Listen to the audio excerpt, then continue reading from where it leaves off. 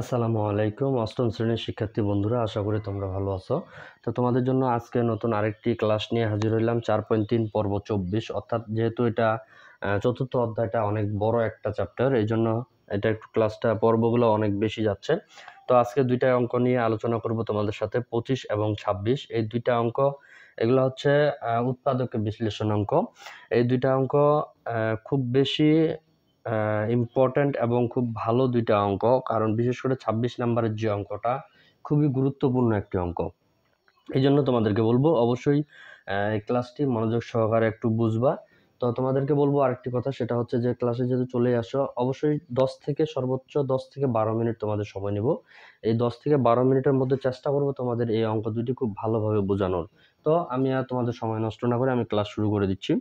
তো এখানে সর্বপ্রথম যে কাজটা হচ্ছে সেটা 25 নম্বরে x² মাইনাস 51x প্লাস 615, অর্থাৎ এই যে অঙ্কটা আমি প্রথমেই বলছি তোমাদেরকে, মিডিল টার্ম যে অঙ্কগুলো অর্থাৎ উৎপাদকের যে অঙ্কগুলো, সর্বপ্রথমে তোমরা দেখবা কমন যাচ্ছে নাকি। যদি কমন না যায় তাহলে দেখবা যে সূত্র বসাতে পারবা নাকি।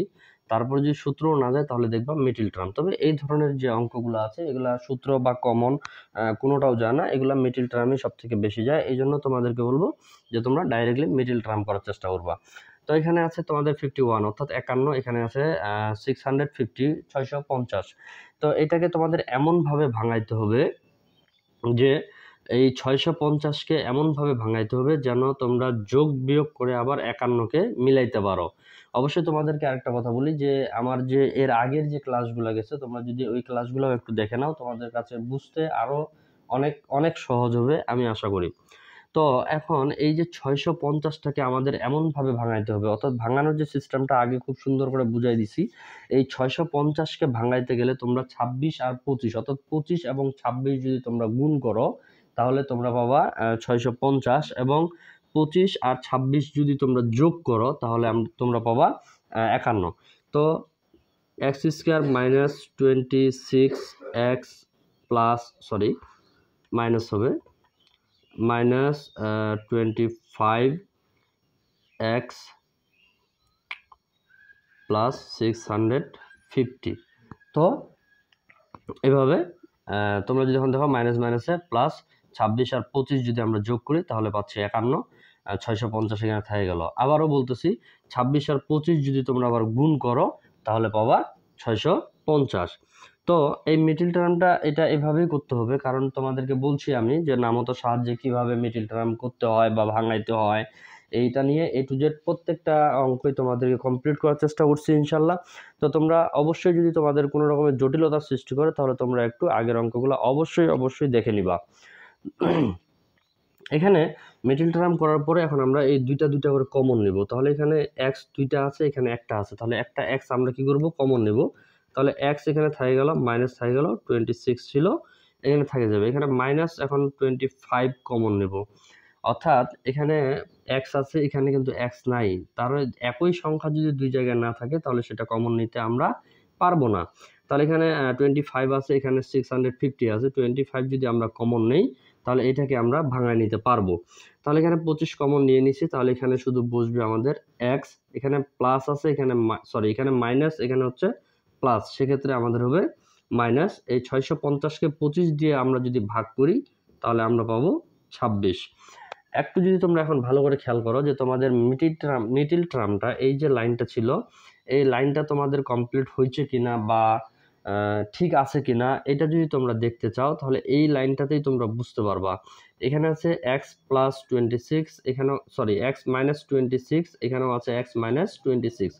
দুইটা যদি একই সংখ্যা হয় সেক্ষেত্রে তাহলে বুঝবা যে তোমাদের এই মিডল টার্মের লাইনটা ঠিক আছে। আর এখানে যদি মাইনাস, এখানে যদি প্লাস চলে আসে, দুইটা যদি আলাদা হয় তাহলে বুঝে নিবা যে তোমাদের এই লাইনে কোথাও ঝামেলা আছে। তাহলে x মাইনাস 25 আমরা এটাকে একটা নিয়ে নিব, আর এখানে নিব x মাইনাস 26। That's it.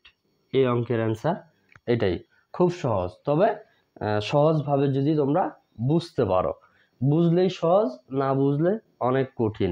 এই জন্য তোমাদেরকে বলবো খুব অল্প সময় নেই, আমি চেষ্টা করি প্রত্যেকটা অঙ্কই তোমাদের খুব ভালোভাবে কমপ্লিট করার। এখন দেখো 26 নাম্বার অঙ্কটা। এখানে আছে a square plus 7ab plus 12 অর্থাৎ 12b স্কয়ার 20b স্কয়ার। অর্থাৎ এটা যদি তোমরা একটু ভালোভাবে দেখো তাহলে এখানে আছে আমাদের 12 থাক বি, এখানে যদি বি আছে, এখানে বি আছে, এখানে যদি তোমাদের বি থাকতো তাহলে আমরা কিন্তু একটা বি সুন্দর করে কমন নিয়ে নিতে পারতাম। যেহেতু দুই জায়গায় আছে এখানে নাই, সেক্ষেত্রে আমরা কমন নিতে পারতেছি না। এটার ক্ষেত্রেও তাই, এখানে এ আছে, এখানে আছে, এখানে এ নাই, সেক্ষেত্রে আমরা এটাকেও কমন নিতে পারতেছি না। এই জন্য যেহেতু আমাদের কমন যাচ্ছে না, সূত্রও যাচ্ছে না, সেক্ষেত্রে আমরা এখন ডাইরেক্টলি আবারও মিডল টার্ম করার চেষ্টা করব। তাহলে মিডল টার্ম করতে গেলে আমাদের প্রথম যে কাজটা করতে হয় সেটা হচ্ছে শেষের যে সংখ্যাটা আছে এটাকে আমাদের নামতার সাহায্যে ভাঙায় নিতে হবে। তাহলে এখানে আমাদের কত আছে 12, 12কে এখন এমন সংখ্যা দ্বারা আমাদের ভাগ করতে হবে যেন আবার ওই দুইটা সংখ্যাকে প্লাস মাইনাস করে আমরা কত মিলাইতে পারি, 7 মিলাইতে পারি। তাহলে আমরা সহজভাবে আমি বলে দিই, 4 আর 3 অর্থাৎ 4 আর 3 যদি আমরা গুণ করি তাহলে আমরা পাবো 12, 4 আর 3 যদি আমরা যোগ করি তাহলে আমরা পাবো 7। তাহলে a square plus 4ab plus 3ab plus 12b square.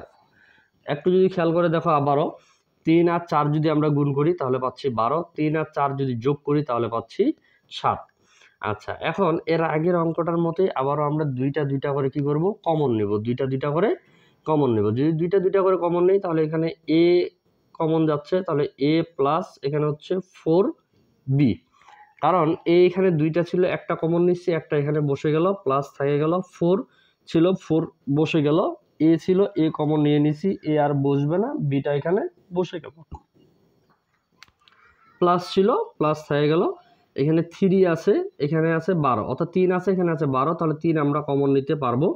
এখানে b আছে, এখানে b স্কয়ার আছে, তাহলে আমরা b ও কমন নিতে পারবো। তাহলে 3 কমন নিয়ে নিছি, 3 আর বসবে না, b কমন নিয়ে নিছি, b আর বসবে না, তাহলে শুধু বসতেছে a প্লাস এখানে থেকে গেল। আচ্ছা, এখানে 12 আছে, 12কে যদি আমরা 3 দিয়ে ভাগ করি তাহলে হচ্ছে আমাদের 4, এখানে b দুইটা ছিল, একটা কমন নিয়ে নিচ্ছি, একটা আমাদের বসে যাবে। এখন তোমরা যদি একটু ভালো করে খেয়াল করে দেখো যে এই দুইটা একই হয়ে গেছে কিনা। যদি এই দুইটা একই হয়, আবারও বলতেছি, এই দুইটা যদি একই হয় তাহলে তোমাদের এই মিডল টার্ম ঠিক আছে। যদি একই না হয়, এখানে প্লাস হয়, এখানে মাইনাস হয়, বা সংখ্যাও এলোমেলো হয়, তাহলে বুঝতে হবে তোমাদের এই মিডল টার্মে ভুল আছে। আচ্ছা, তাহলে a প্লাস 3b এই দুইটার মধ্যে একটা নিয়ে নিলাম, আর এই দুইটার মধ্যে একটা নিয়ে নিব, a plus 4b। That's it, অঙ্ক এখান থেকে কমপ্লিট। অর্থাৎ এই জন্য আমি তোমাদেরকে বলি যে আসলে খুব সহজ, যদি সহজভাবে বোঝা যায়। এই জন্য তোমাদেরকে বলবো অবশ্যই প্রত্যেকটা ক্লাসে তোমরা চেষ্টা করবে মনোযোগ সহকারে বোঝানোর। তো আজকের ক্লাসটি আমি এখান থেকে শেষ করতেছি, সকলের সুস্বাস্থ্য কামনা করতেছি। এবং শেষে আরেকটা কথা না বললে নয়, তোমরা যদি চ্যানেলে একেবারে নতুন হয়ে থাকো, চ্যানেলটি অবশ্যই সাবস্ক্রাইব করে রাখবা এবং সাথে বেল আইকন বাজিয়ে দিবা। ধন্যবাদ।